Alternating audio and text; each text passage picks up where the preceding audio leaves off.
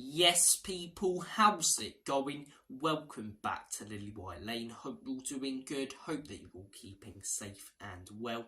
And I hope that you're all having a really good Friday wherever you are in the world and whatever you are planning to get up to today. And you are all very welcome along to your Tottenham Hotspur versus West Ham United debrief. And I'm not going to lie to you guys, this one still stings the day after because they're not going to shut up about it, because they've won their cup final.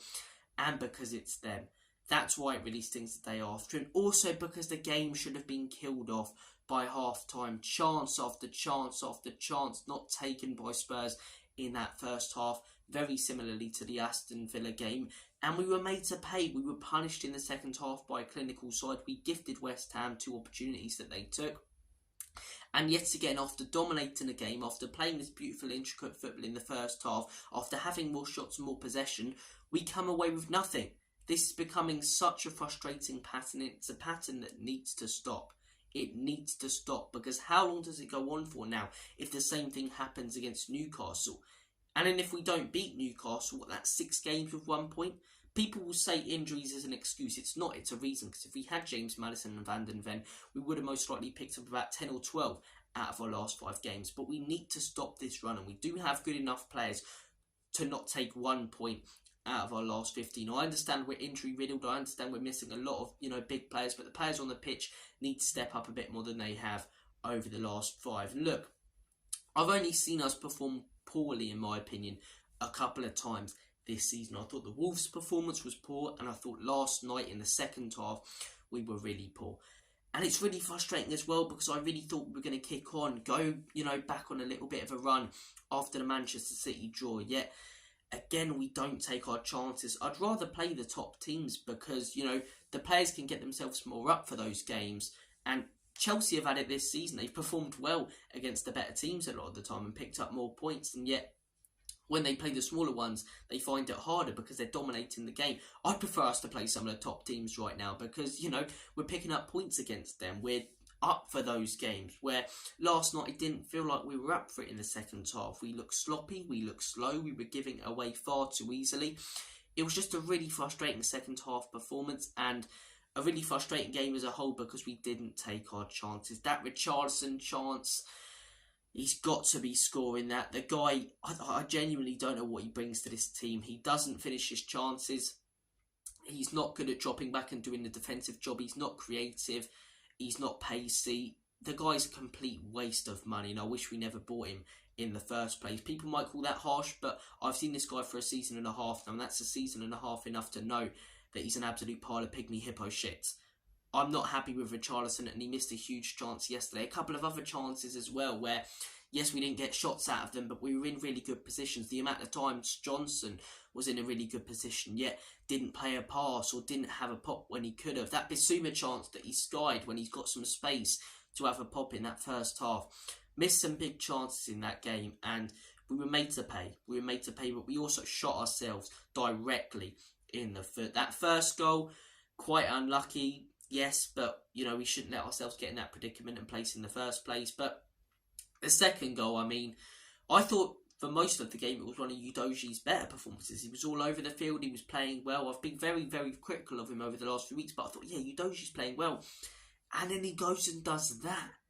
Such a piss poor back pass. And then Vicario, I've seen some blaming Vicario as to say maybe he could do a little bit better. But first off, he wasn't expecting it. It's not like there's any pressure on Udogie. It's just such a poor pass. West Ham capitalise on it. They come away with all 3 points. And look, West Ham were good in the second half, but I've seen them play much better. I've seen Aston Villa play much better. These teams who I've seen play much better are coming to our stadium and getting wins when we've dominated them, because we're gifting them chances in the second half when we haven't taken our own. Games should have been killed off at half-time, and we should be sitting here right now talking about a comfortable Spurs win, because if we head in at half-time at home in front of our own fan base, 2 up, 3 up would be fantastic, but even 2 up, we win that game. But the fact it's 1-0, some of the players were nervy, we got a bit too comfortable, too sloppy, and when it goes 1-1, I could see that we were going to lose the game, because then West Ham were going to park the bus, sit back, everyone behind the ball. We're going to struggle to play through them. We do much better when teams actually press us than when we have to break down a low block. They caught us out on the counter-attack with our high line a couple of times, and they took one of the chances they got from that. Very, very frustrating stuff last night from Spurs. There were a few good performances I'd like to highlight. I thought Bissouma, that was one of his better performances in a Spurs shirt. I thought Vicario, as I say, made a big save. But at the same time, there were also quite a few poor performances. Udogie, as I say, it was a good performance for most of the game, but then that sloppy mistake. Kulusevski, I thought on the right he might do much better, but play him attacking midfield the next game because he looked excellent in that role and has done the last few. Yet he was put on the right last night, and I've been so happy with what I've seen from Kulusevski so far this season. I think he's been one of the best players in the Premier League this season. But last night, he turned into the Dejan Kulusevski we saw last season, not the one we saw when he first joined under Conte or so far this season, where he lacked creativity, bit of a one-trick pony, wasn't really creating much, and I still can't get my head around what he was thinking for that ball late on. Was it a cross? Was it a shot where he just skies it over? I mean, yeah, not good from Kulusevski last night. Son, I've seen a lot of people being critical of him. Look, I was critical of him against Aston Villa because I thought he could have stayed on side much more. And, I thought he could have done more when he got the ball. But I'm not going to criticise him for last night's performance because this one was very similar to Wolves. How are you going to criticise a striker for not taking opportunities when he's not given any? Did Son have any chances last night? I can't remember any. He was given zero service last night. Zero service. No chances were really created for him. The chances that we had were created for other players. How can you blame a striker for not taking opportunities when he hasn't got any? Erling Haaland's, well known as the best striker in the Premier League. Yet when he doesn't get service, he completely disappears. Against Aston Villa, he completely disappears. Heung-min Son disappears. And yes, there's the argument, get yourself more involved in the game. But that's not Heung-min Son's job as a striker. If he was a left winger, fair enough. But as a striker right now, he's a man who's meant to run in behind, as I say, outpace people and finish the chances that he gets. He's got 9 goals so far this season. He's been one of the most clinical strikers, not just in the Premier, but in the world. And we're going to criticise him for not taking opportunities he didn't get. I don't understand it. It feels like whenever he has a game where he doesn't score, fans are so quickly to pounce on him and jump on him. And I don't like it. Is it sort of an agenda? I made a video about it a few weeks ago after the Wolves game. I think it sort of could be. I do. Because where was this criticism of Harry Kane when he'd have an off game? I get that Son doesn't get himself in the game as much as Harry Kane, but that's not his job. And if he was told to, I'm sure he could. His job is to take the chances he gets. Yet when he's not given any, we're criticising him for not scoring? I don't understand it. If he's on the wing, as I say, yeah, create chances for yourself, whip in balls. But he's playing as a striker last night. He got the ball a couple of times with about 4 players around him, especially in the, late in the second half. What is he supposed to do? What is he supposed to do, man? That's something that's frustrated me. And another thing that's frustrated me is people slowly turning on Ange. And I said it after the Wolves game. That's 2 defeats now. People will not look at the context, the fact we've got these injuries, and opposition fans and Spurs fans even will start to turn on Ange a little bit. And last night, what do I see? All over Twitter, why has Ange made those decisions? It's not the Scottish Premiership, mate. He needs to, stop being so attacking minded and change his philosophy a little bit. I've seen tweets like that. If you don't believe me, as I say, I'll bring them up. I'll comment them. I'll copy and paste them. I've seen tweets, people calling out Ange Postecoglou's tactics, people calling out Ange Postecoglou's substitutions. Let's keep in mind his substitutions on Sunday. Well, I nearly said won us the game. It felt like a win. His substitutions got us a point at the Etihad. His tactics so far this season in phase 1 of a rebuild have allowed us to compete with the likes of Arsenal, Manchester City, Aston Villa. And I know people will laugh at that, but Villa have been superb this season. We deserve to beat them. Liverpool, Manchester United. His tactics in phase 1 of a rebuild has got us dreaming. And if we still had Maddison and Van den Ven, his tactics, in my opinion, would still have us around, first, second, third. Around the top of the league. People don't like to look at the context, the fact we've got these injuries, and are going to call out Ange because it's 1 point in 15. I get the 1 point in 15 isn't good enough, but it's phase 1 of a rebuild. We're trying to build something that is football club. Rome wasn't built in a day, and neither will Tottenham Hotspur. Arteta had 2 seasons where he finished 8th. 2 seasons.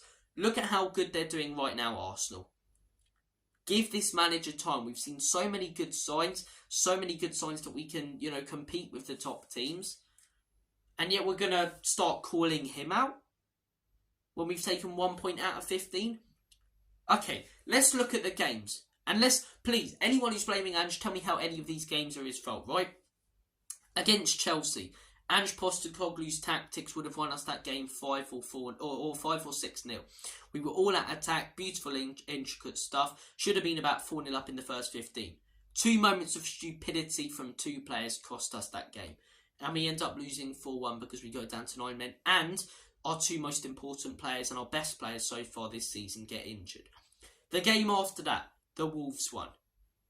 Ange Postecoglou has to rely on Eric Dyer and Ben Davies because he hasn't been back, because Jose hasn't been back, because Conte hasn't been back, because manager after manager hasn't been backed with quality options when a few players get injured. So he has to rely on players who have been here for 20 plus windows when no manager has wanted them, and those players cost us. Was that Ange's fault, was it? Was that Ange's fault? The game after, Aston Villa, Ange Postecoglou set us out brilliantly. We were electric in that game. More chances. Should have been 5-0 up in the first half, yet we're made to pay in the second half. What about that is Ange Postecoglou's fault? Should have we sat back when we were 1-0 up? When the whole of the summer, we were all saying as Spurs fans we just wanted to see an attacking manager and attacking football and things going in the right direction? Please, inform me, how is that Ange Postecoglou's fault? Someone, please, tell me. And Ben Tanker gets injured as well. Let's not forget that. Let's not forget that Ben Tanker gets injured. The game after that, Manchester City, as I say. We can't really... Are we going to blame Ange for getting a point against City in phase 1 of a rebuild? It was brilliant, and his substitutions got us something out of the game. And then last night, did Ange Postecoglou tell you Doji to play that crap pass? Did Ange Postecoglou tell Richarlison to miss that absolute sitter? In all 5 of these games, Ange Postecoglou has set us out in the best way possible, and lack of depth and lack of competence and stupidity has cost us in all 5 games. Don't blame Ange Postecoglou, because otherwise we'll go down the same road of blaming the manager. But I can see it already. If we lose to Newcastle on Sunday, you'll start to see a little bit of Ange out here and there. Then if we drop points to Forest, Ange out will become a little bit bigger. So then what do? We sack another manager in phase 1 of a rebuild. Great plan. Brilliant. Brilliant idea. I'm sorry, I'm losing my head with these morons. Ange out. Is Ange good enough? Phase 1 of a rebuild. When we lost Kane in the summer and we finished 8th last season with some of the horrendous results, we said, as Spurs fans, I think we all came together as a collective and said expectations don't come this season, they come the season after. Right? I think we all said that. All we wanted to see this season was a team that cares, a team that competes with the top sides, and a team that plays good football. You can't deny that the team cares. We're not losing games because we're not giving it enough. We're losing games because we're not taking our chances and because we're being too passionate and reckless. We're seeing some beautiful football so far this season, and we've been able to compete with Liverpool, Arsenal, Manchester City, Manchester United. We're seeing everything we wanted in the summer, yet because we had such a good start to the season, fans' expectations were raised hugely. And I'm not going to criticise anyone for, believing that we're going to win the league or anything, but I think the people, as I say, who got very excited about being top of the league are the same people who now are getting very annoyed that we're crumbling. But then we were never going to win the league. We were never going to win the league. We were never going to compete for the league in phase 1 of a rebuild. I never said Arsenal fans, opposition fans going, title pretenders. Come on. Did any Spurs fans really say we were going to win the league and believe it? I don't think so. But I think the fact we had such a good start to the season raised everyone's expectations, and now that we're getting what we wanted anyway, people are getting really frustrated because of how good we started this season. People say injuries is an excuse again. That's rubbish. Every team gets injuries. Okay, let's look at the team we've got. Newcastle have injuries right now, right? They're crumbling. They're not as good as they were last season. Manchester United have injuries right now. They're not as good as they were last season. Manchester City have injuries right now. They're not as good as they were last season. Meanwhile, the clubs who don't have injuries, Arsenal are flying. Liverpool are flying. Aston Villa are flying. So what is the point people are trying to make? You got everyone has injuries. Yeah, well, not necessarily everyone, but teams when they get injuries struggle. So it's not an excuse then, it's a reason as to why we struggle. Every team right now who's got serious injuries in the Premier League is not performing as well as they did last season. So, I mean, the fact we're competing with top teams with an injury-riddled side makes me proud. And expectations for me come in next season. If we're in this position next season, fair enough, we can criticise Ange Postecoglou a little bit. But I've seen my team this season, after the shit show that was last season, compete with top sides, play a beautiful football and give me hope about what can come. If this manager's backed with proper players in January and in the summer, I genuinely believe we can achieve some fantastic things, and he can at this football club over the next few years. But it's a process, it's a rebuild, it's not going to be done in a day, and people need to calm their expectations down right now. Calm their expectations down if they're losing their heads right now. You know, do what you like as a fan. If you want to believe we're going to win the league, go ahead. If you want to believe we're going to win, the treble, go ahead. But then, if you're losing your head right now at everything that's going on, because we're not achieving those expectations that you have, or those predictions that you have, that's where I start to get annoyed. But, Dermot from THFC Till I Die believed we were going to win the league. Fair play to him. And now he's still back in the team, going back, Ange, I love this club, and fair play. Fair play to Cooper, fair play to any fan who wants to believe that we can achieve something. That's what football's all about. But then it's not them, but it's certain fans that I've seen who are going to say that and get really excited and then lose their heads about what's going on right now. You've put these ridiculous expectations about the club on yourself. I don't understand it. But look, a lot of positives still to take from last night and from this season. There's been more positives this season than negatives. I think we'll finish the season really strongly with Maddison and Van de Ven. I think the next month could be a hard one.